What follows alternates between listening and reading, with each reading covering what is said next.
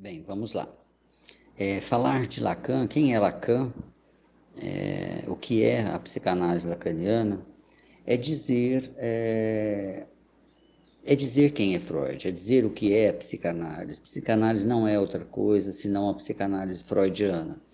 Alguns outros autores se intitulam psicanalistas porque seguem o rigor de Freud, mesmo com algumas pequenas contribuições, sem distorcer o campo próprio criado com muito rigor, com muita credibilidade, que hoje tem no mundo inteiro, que é o campo da psicanálise. No entanto, Freud temia, e isso acontece, que muitos se apropriam do nome que a psicanálise repercutiu no mundo e se apropriam de dizer e vender um serviço de psicanálise ou divulgar, não sendo psicanálise, distorcendo como o próprio Jung, que era amigo de Freud, insistiu com uma contribuição que distorcia e o Freud rompeu com ele. Eram grandes amigos e Freud achava que ele ia ser um grande representante da psicanálise. Aí o Freud até só aconselhou ele, dê um outro nome para a sua teoria e seu método. Tanto é que Jung criou o nome a psicologia analítica, né? E aí, só que tem junguianos que não respeitam, nem o próprio Jung, e aí se nomeiam de psicanálise e psicanalistas. E não respeitam o rigor, né, do Freud, que até um certo ponto tem um rigor científico, sim, porém não seguindo os moldes da ciência tradicional, visto que a ciência tradicional tem um outro objetivo, que é um grande diferencial da psicanálise. Para ter uma ideia, o objetivo da ciência ela está muito compatível com o consumo, para que o alívio das suas necessidades, dos seus desejos, tragam o seu bem-estar. A psicanálise ela não preconiza o alívio, ela preconiza o reconhecimento de que nunca estamos satisfeitos, né? Isso contraria as psicoterapias, isso contraria a ciência e o capitalismo. E é uma grande diferença no mundo a psicanálise, porque é isso que ela preconiza. Vamos lá. O que acontece? O Lacan ele é contemporâneo ao Freud. Ele morreu em 1980 ou 81, coisa assim. O Freud já morreu em 1937, sempre esqueço qual é a data exata que o Freud faleceu, é mais ou menos em 37. O Jung chegou a escrever uma carta para o Freud, o Jung não, perdão, o Lacan. Então, eu estou falando de Lacan, né, que é contemporâneo ao Freud. Ele é freudiano, o Lacan, porém ele deu umas contribuições que teve um, um acesso, um reconhecimento muito na Europa e que se expandiu pela América e pela Ásia, que são as escolas de formação de analistas com base lacaniana. Sempre que diz quem é Lacan, ele é um freudiano, né? E a contribuição dele vai em algumas vertentes, como principalmente a questão da linguagem, né? Ele recorreu a Saussure, um curso que Ferdinand Saussure deu sobre linguística, e ele utilizou da linguística para dizer, né, do que os termos e conceitos que Freud fundou, uma teoria e clínica. Então, a psicanálise lacaniana ela tem uns recursos, né, que é compatível com Freud, que é a linguagem, né? Freud também fundou a partir da linguagem, porém o Lacan ele vai num curso de linguística e se apropria de uma excelente teoria de Saussure e traduz ela na linguagem da teoria do inconsciente. E essa é uma grande contribuição. Uma outra grande contribuição do Lacan, como contemporâneo, ele vai no antropólogo, na antropologia, no Claude Lévi-Strauss. Ele, inclusive, morou aqui no Mato Grosso, em áreas indígenas.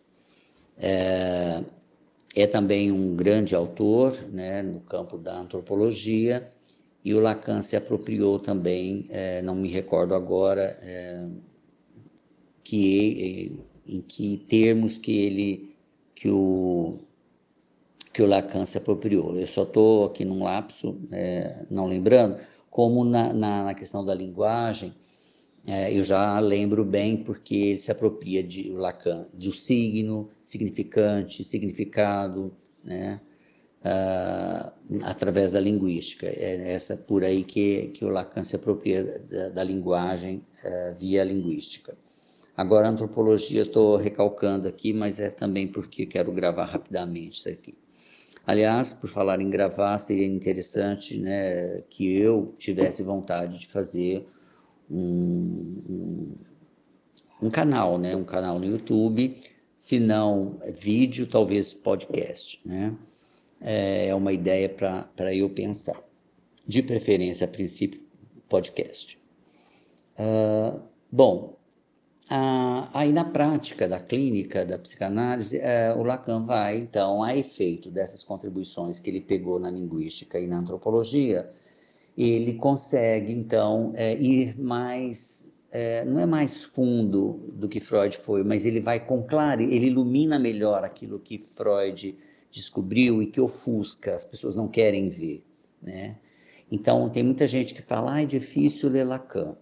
A meu ver, eu não acho difícil ler Lacan. Eu acho que o que é difícil em Lacan, quer dizer, até é porque ele é um francês, um intelectual e um grande pensador, tal, estudioso de outras áreas, e aí ele faz articulações com outras áreas, mas isso é típico do francês. O francês, muito cartesiano, eles conseguem fazer umas articulações intelectuais muito generosas e não é qualquer um que acompanha. Mas o próprio Lacan diz, você não precisa me entender todo.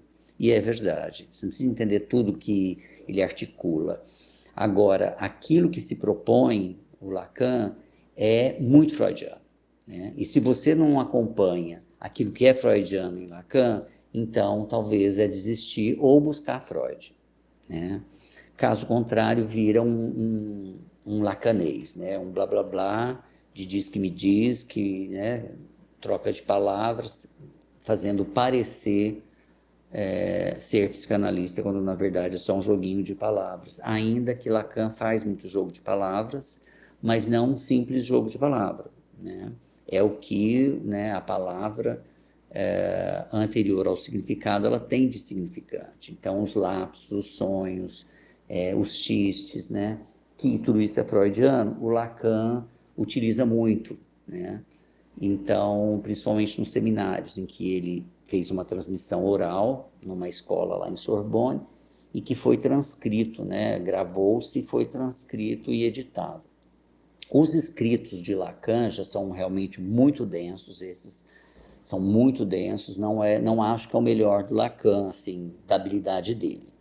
No contrário, Freud foi muito habilidoso na escrita, né? Um homem que leu muita literatura na juventude dele, o Freud, e aí ele teve uma habilidade de escrita, tanto que ele ganhou o prêmio Nobel, né? O prêmio Goethe, né? Nobel não, perdão, prêmio Goethe de literatura mundial. E ele estava vivo, mas ele, né, mandou uma carta agradecendo e pela saúde dele ele não podia. Ele já morava em Londres, fugindo do nazismo, lá na Áustria, né, onde ele morava, em Viena. Fugiu do nazismo, veio para Londres. Aí ele pediu que a Ana Freud, filha dele, pudesse estar presente nessa entrega, deve ter ido. Então, concluindo, é claro que Lacan acaba tendo efeitos na prática, né? Um dos efeitos, por exemplo, muito típico, característico e importante é o tempo lógico, né? Ou seja, as sessões, elas não necessariamente têm o mesmo tempo cronológico uma da outra, né? O analista reserva um tempo para ele atender, mas às vezes a sessão pode ser de 30 minutos, 10 minutos, 40 minutos, uma hora. Então, assim, varia muito conforme a lógica do desejo se coloca ali presente naquela sessão. Então, essa é uma coisa, é uma contribuição que esclarece muito Freud embora Freud não tinha com evidência que ele fazia esse tipo de manejo, né, de sessões, chamadas sessões curtas, né? Eu acho que não é um bom termo dizer que as sessões lacanianas são sessões curtas. Eu acho que elas são variáveis, onde se dispensa o tempo cronológico para o tempo lógico, o tempo do desejo inconsciente, na lógica do desejo que se apresenta ali naquela sessão. Então, é uma intervenção mais fina, né? Como se Lacan é como se ele tivesse afiado mais o estilete do Freud, sabe? Freud criou o instrumento, né? Estou chamando de estilete aqui, e o Lacan afinou, né? Essa é a grande contribuição. E por aí, né, tem mais detalhes, ilustrações a respeito, mas fica para uma próxima.